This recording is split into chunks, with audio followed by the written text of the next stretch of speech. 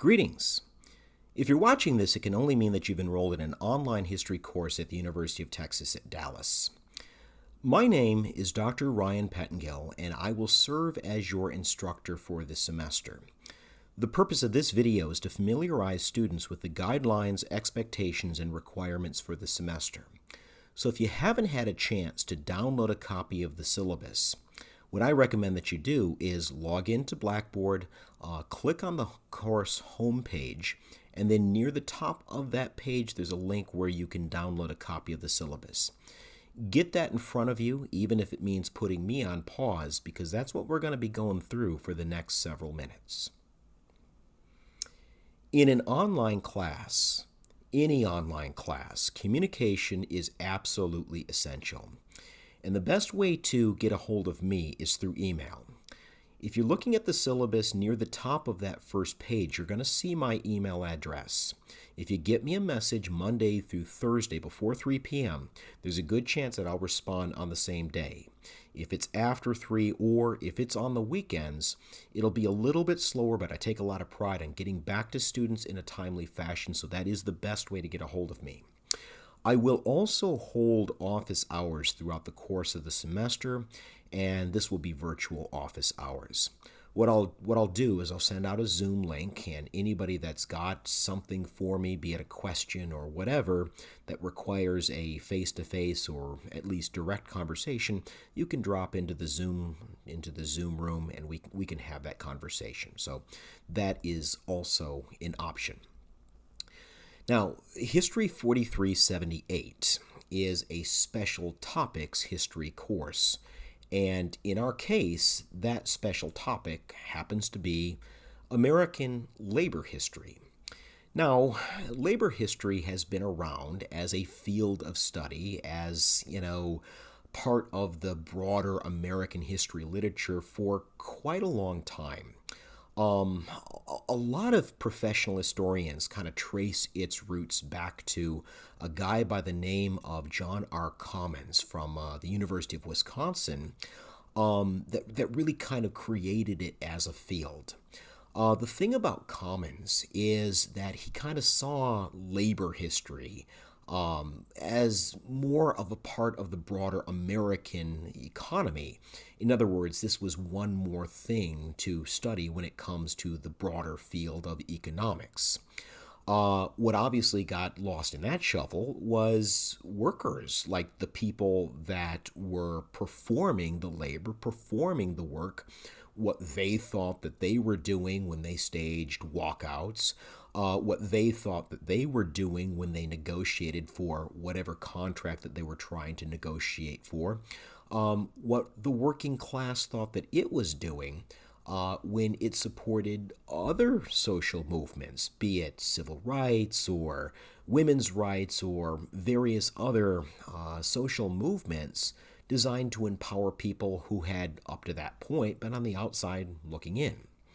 Now, labor history is going to kind of bend to that way of a more social history approach, and the guy that gets a lot of credit for moving it in that direction is a British historian by the name of E.P. Thompson.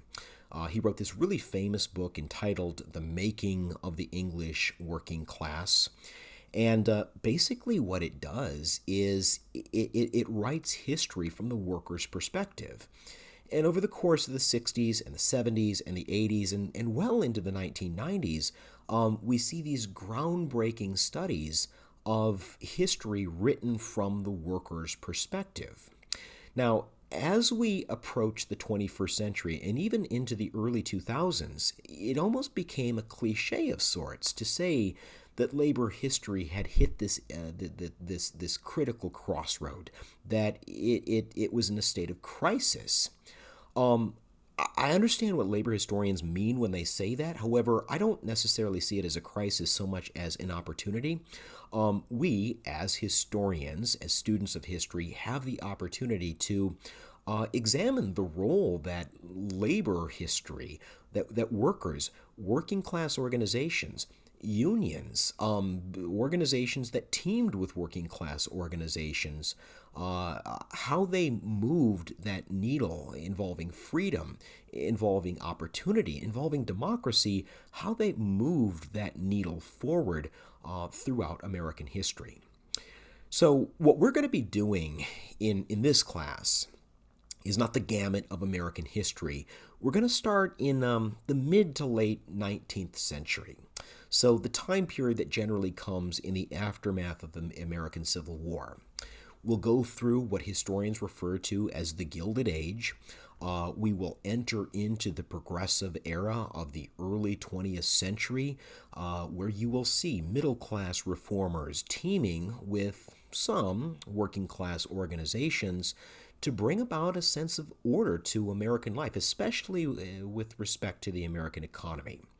Of course, we'll then delve into the New Deal era, the crashing of the American economy, bringing about the presidency of Franklin Roosevelt to introduce the New Deal, had obvious implications for American workers as well as the organizations that represented them. We will discuss the context of World War II and how that helped to shape labor history as well as the Cold War. Our class will wrap up near the year 2000, near the close of the 20th century. And once we get to the course resources portion of this talk, you're going to find out why. But when it comes to the resources that you need, the books, I've got good news and I've got even better news. The only book that you need to buy is a book that's it's been around for a long, long time. It's written by a man by the name of Edward Bellamy, and it's entitled Looking Backwards. You can find this book virtually anywhere. Certainly you can find it online. I bought mine at a half-price books, and I think I paid about $7 for it. So not only is it widely available, but it's incredibly cheap, so you should get a copy of that if you're old-fashioned, and certainly I'm old-fashioned, and I like a physical copy of the book in my hands when I read it. So that is the first thing that I wanted to mention when it comes to some of the resources that you are going to need. Now, the better news is that that's basically the only book that you're actually going to need to buy. The other materials, if you will, I have provided for you, and they're available to you in Blackboard. So let's go back to Blackboard for just a second and click that link that says Resources. You see it there on the left? It's near the top of that page, left-hand corner. Click Resources. What you will go to once you click that page is a collection of modules. You will see modules 1 through 15. For those of you that are looking at that page right now, you probably are seeing that I've linked a copy of Edward Bellamy on that page right there. So if you don't mind reading it online, you can have it for very, very cheap, if not free. But what you'll be using all of these resources inside these modules to do is, more times than not, answer open-ended questions in your weekly discussion forums. Every once in a while, you're going to have an assignment that is directly linked to one or more modules, and I'll talk about that in just a second. But for the time being, those are going to be the course resources for the semester. So there's not a laundry list of books that you're going to need to go shopping for. There are no obscure titles that you're going to need to worry about getting there on time. You basically have everything at your fingertips. Now, if you are looking at the syllabus, underneath the course goals, what you're going to see is an outline, a schedule, if you will. And this really does need to be your one-stop shop for the next 5 weeks, because it really is going to be informative as far as what you need to do and when you need to have each one of these assignments due by, completed by. So I'm not trying to preach or lecture or anything like that, but if this was me taking this class, I would check into the course outline at least once a week, probably on a Monday, and just make sure that you got a bird's eye view of what you've got in front of you on any given week. Just a recommendation, but for however little it's worth. I want to draw your attention to a couple things when it comes to how our weeks are going to break down over the course of the semester.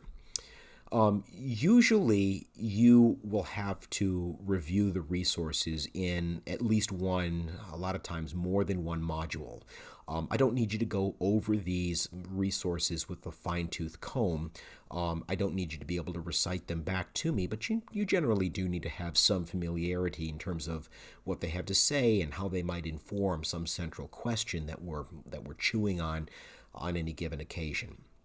There's something else that I want to bring your attention to. That something else is a podcast that I created specifically for this class. The podcast is entitled Union Talkin', and what it's designed to do is basically serve as your textbook. There's not a really great textbook out there that would correspond to what we're going to be going through in our class. And even if there was, I've never really been that huge of a fan of textbooks. So in this particular case, it's going to be the podcast that serves as our textbook. If you take a look at any week of the course schedule, you'll see that I have made recommendations of which podcast episodes you should listen to. If you choose to, and I want to underscore that point, these podcasts, listening to them is entirely optional. What they're designed to do is to provide background information. They're designed to provide context. Some of you may have signed up for this class because you just really crave some good old-fashioned American labor history, and you might know some of the finer details of how that literature spells itself out. I would venture to guess that the overwhelming majority of you don't have a robust background in this particular brand of American history. And so if you want to know more, or if you want to dig a little bit deeper, if you think it might help you with an assignment or thinking about a critical concept that we're going through in the semester, that's what those podcasts are designed to do. But I want to go back and underscore the point: they're entirely optional. Okay. I hope that this is making sense, and I'm hoping, if nothing else, it's putting a few minds at ease when it comes to how this semester is going to go. What you should be asking yourself right now as a student is, how do you walk out of this class with the best grade possible? How do you get the A? That's what everybody's goal should be right now. There are ways to really maximize your performance in classes like this. And to that end, one of the things that you can do that's really going to help yourself get to that end goal is complete the weekly discussion forums. You're going to have one discussion forum that is going to be due at the end of each week. And what this forum is going to do is it's basically going to do two things. It's going to pose an open-ended question, and then it's going to refer you to a specific module, in some cases plural modules, that you will then use to answer that central question. I'm not necessarily so concerned that you write me a post that changes the way that I think about labor history for the next 10 years.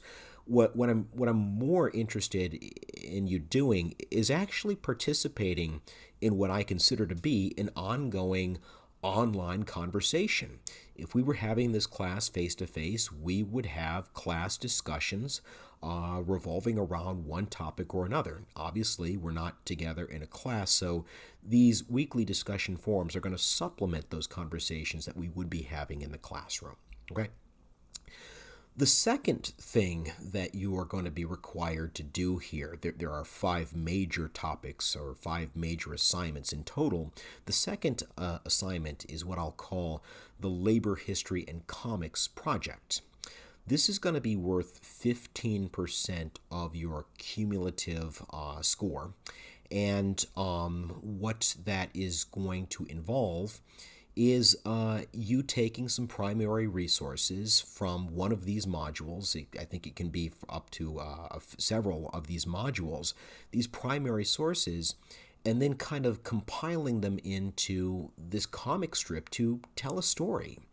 There's a reason why I designed this assignment, and that's primarily because a lot of working class publications, union magazines, working class newspapers throughout the 20th century, they featured a comic section. And what they would tell are stories about one episode in labor history or another, the great 1919 U.S. steel strike, for example, but it was in the form of comics, which were generally written at a lower reading level, and even if you weren't fluent in English, as many workers were not, you could generally decipher what was going on, considering it had a lot of pictures. So I'm trying to get you to understand how you use these primary resources to tell a story, and one way that workers have found to be effective over the course of labor history is through the use of comics. So that's the second major assignment. The third major assignment is going to consist of what I'll call a working class protest song project. Much like comics, workers have recorded their history, their deeds, and their actions a lot of times through songs. One guy that was really good at this was a man from Oklahoma by the name of Woody Guthrie. Many of you, I'm sure most of you, have heard his music in some form or fashion. But part of the reason that we know what the Ludlow Massacre was like was through working class artists like Guthrie that recorded it through song. So that project is going to be worth 20 percentage points of your cumulative score. The second to last project is going to be the labor feminism project, and this one's a big one. It too is worth 20 percentage points of your cumulative score. And what this is going to do is it's not only going to kind of show you how labor history is evolving in the 1950s and the 1960s and certainly into the 1970s, but how organized labor, unions are being used. The power of organized labor is kind of being harnessed to carry other dispossessed groups, in this particular case, women, female workers, carry their struggle for freedom and equality into the future. So that's an important project. And the last one, the big one, is going to be your term paper. This is where Bellamy is going to come into place. Now, first things first, the term paper is going to be worth 30 percentage points of your cumulative score, so it is a big one. What you're going to do after reading, looking backward, is you're going to note that the main character in this book, he's a guy that takes some sleeping pills, and he sleeps for most of the 20th century, and when he wakes up, it's the 21st century, and all these great reforms have been implemented, and it's almost like this utopian society. There's all these groups of people, and they're all happy, and they're all well cared for, and they're all getting along. There's really no class conflict, and he's astonished because, when he went to sleep, it was sort of like the height of class conflict, workers fighting their bosses. And the point of this project is for you to kind of weigh in on how workers, how unions, how organized labor broadly defined contributed to some of these big reforms that we can pin down, that the main character in looking backward could pin down, that have kind of spelled themselves out over the course of the 20th century. So it's those 5 assignments, and as you can see, the class is out of a total of 100 points. If you continue to scroll down under the section of the syllabus that's entitled Final Grade, you will see the grading scale for the course. It's pretty straightforward, but if you do have any questions to that end, please feel free to let me know. If you continue to scroll through the syllabus, you will note that I have provided some resources that will help you succeed. And you'll finally notice that I do reserve the right to change something in the syllabus or the class with advance notice. I don't want to worry anybody. A lot of times, just about all the time, if I do change something, it's typically in the best interest of the students. In other words, it's going to benefit you a lot more than it does anybody else. But that is what I've got for you for this introductory video. I hope it was helpful. If you were nervous going into the course, I hope that it has eased your nerves at least a little bit. If you have a question for me, you know how to get a hold of me. We've gone through that. I'm looking forward to getting to know you. I'm looking forward to working with you. And I very much hope that this is a good experience for all of you. So that's